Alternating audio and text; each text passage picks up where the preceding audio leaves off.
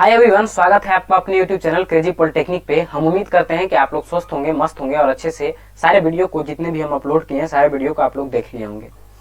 तो यह जो सेशन है यह पूरे इंडस्ट्रियल ऑटोमेशन का सबसे लास्ट सेशन है जिसमें कि हम लोग जानेंगे ट्रांसफर फंक्शन और उसके प्रॉपर्टीज के बारे में। तो ठीक है, तो अब हम इस सेशन को शुरू करते हैं। तो सबसे पहले हम लोग जानेंगे कि ट्रांसफर फंक्शन क्या होता है। तो ट्रांसफर फंक्शन क्या है? तो ट्रांसफर फंक्शन जो होता है वो यहाँ पर देखिए लिखा गया था, transfer function of a control system is defined है। Transfer function of a control system को हम इस तरीके से डिफाइन करते हैं, that the ratio of Laplace transform of output variable to the Laplace transform of input variable assuming all initial condition to be zero.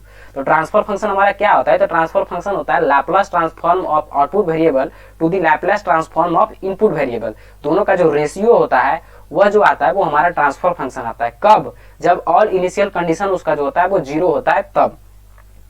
तो कुछ स्टूडेंट को लाप्लास के बारे में अभी पता नहीं होगा, तो लाप्लास और फूरियर आपको फोर्थ सेम में पढ़ना था।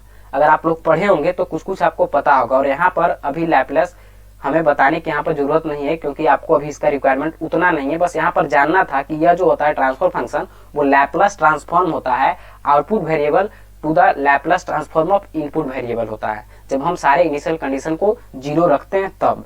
तो उसका एक ब्लॉक डायग्राम यहाँ पर हम बना के दिखा दिए हैं। यहाँ पर देखिए आरएस जो हमारा है वो इनपुट है और यहाँ पर सीएस जो हमारा है वो आउटपुट है और ये बीच में जो ब्लॉक है इसको हम लोग ट्रांसफर फंक्शन करते हैं जिसको कि हम लोग जीएस से रिप्रेजेंट करते हैं। तो इसका हम फार्मूला के फॉर्म में इस तरीके से लिख सकते हैं कि GS equal to CS upon में आरएस। तो यह जो होगा वो ट्रांसफर फंक्शन होगा। तो ट्रांसफर फंक्शन में आपको ये डिफिनीशन लिखना है, साथ ही साथ ये ब्लॉक लिखना है और साथ ही साथ ये इक्वेशन भी वहां पे लिख देना है। तो इतना हो गया ट्रांसफर फंक्शन। ट्रांसफर फंक्शन अब आपको याद हो गया होगा। अब देखिए इसका हम प्रॉपर्टीज की ओर चलते हैं। तो प्रॉपर्टीज की ओर जाने से पहले सबसे पहले यहाँ पर देखिए कि जो हम ये ट्रांसफर फंक्शन पढ़ते हैं वो जो होता है एक मैथमेटिकल अप्रोच होता है। तो यह क्या होता है? एक मैथमेटिकल अप्रोच होता है जिस मैथमेटिकल अप्रोच से हम उसके रिजल्ट को बिना मशीन को देखे हुए उसके रिजल्ट को हम फाइंड आउट कर सकते हैं। तो वही करा है कि इसका प्रॉपर्टीज में क्या है। तो मैथमेटिकल लाप्लास ट्रांसफॉर्म जो होता है वो mathematical model expressing the differential equation that relate the output and input of the system. तो इसका पहला प्रॉपर्टीज यह करा है कि जो सिस्टम का इनपुट और आउटपुट होता है वह मैथमेटिकल एक्सप्रेशन के फॉर्म में होता है जो कि एक डिफरेंशियल इक्वेशन का के रूप में होता है।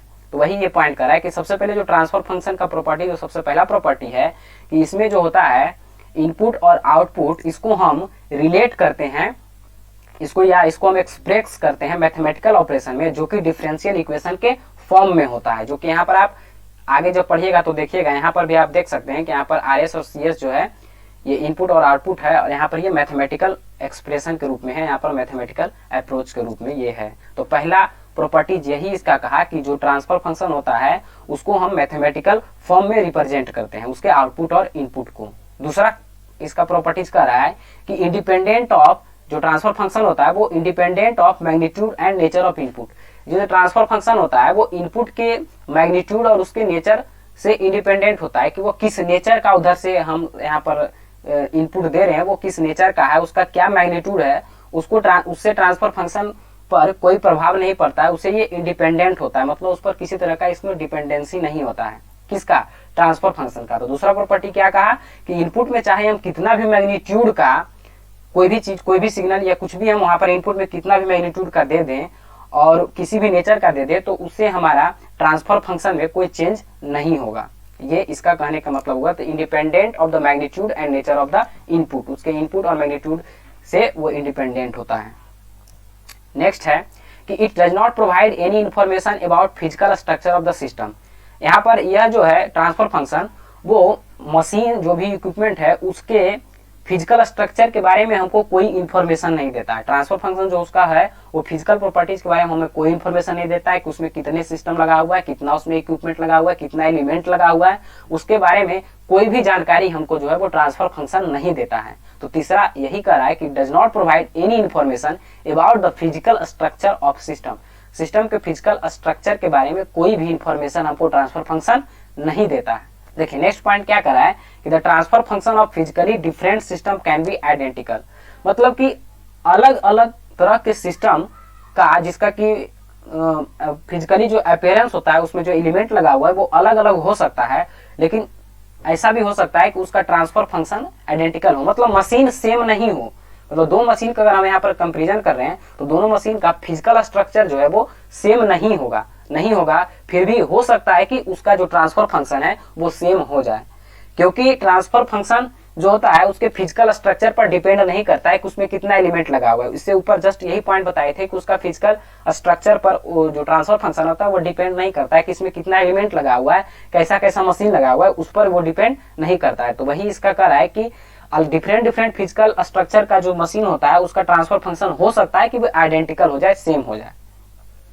तो ये था हमारा चौथा प्रॉपर्टी। और सबसे लास्ट प्रॉपर्टी जिसका कह रहा है कि if the transfer function is known, अगर हमको ट्रांसफर फंक्शन के बारे में पता हो, अगर हम पता होता है, देन तब उस कंडीशन में हम क्या कर सकते हैं, then the output response can be studies for various input to understand the nature of the system. तब उस केस में अगर हमको ट्रांसफर फंक्शन का वैल्यू पता हो, ट्रांसफर फंक्शन अगर हमको पता हो, तब उस केस में हम उसमें उसके आउटपुट के रिस्पॉन्स को अलग अलग तरह के इनपुट को डालकर उसके आउटपुट के रिस्पॉन्स के साथ साथ उसका जो नेचर है, किस तरह का ये इक्विपमेंट है, किस तरह का ये मशीन है, उसके नेचर को हम लोग जान सकते हैं। क्योंकि अगर हमको ट्रांसफर फंक्शन पता है कि यह ट्रांसफर फंक्शन इसका वैल्यू क्या है, तब उस कंडीशन में अगर हम इनपुट में उसको चेंज करेंगे डाटा, तो डाटा चेंज करने से उसका आउटपुट हमको कुछ मिलेगा अलग। तो उस कंडीशन में उससे हम उस ट्रांसफर फंक्शन के जो सिस्टम है उसके नेचर के बारे में पता कर लेंगे कि यह सिस्टम जो है वो किस नेचर का है।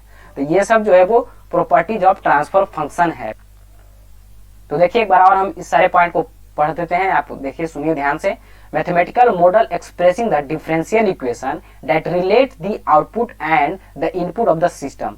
दूसरा इसका प्रॉपर्टीज है कि it is independent of magnitude and nature of input. Input का नेचर कैसा है, उसका मैग्नीट्यूड कैसा है, उस पर ये डिपेंडेंट नहीं होता, उससे इंडिपेंडेंट होता है। नेक्स्ट है, it does not provide any information about the physical structure of system. System के फिजिकल स्ट्रक्चर के बारे में ये किसी तरह का इन्फॉर्मेशन हमें नहीं देता है। कौन? Transfer function. नेक्स्ट है, transfer function of physically different system can be identical.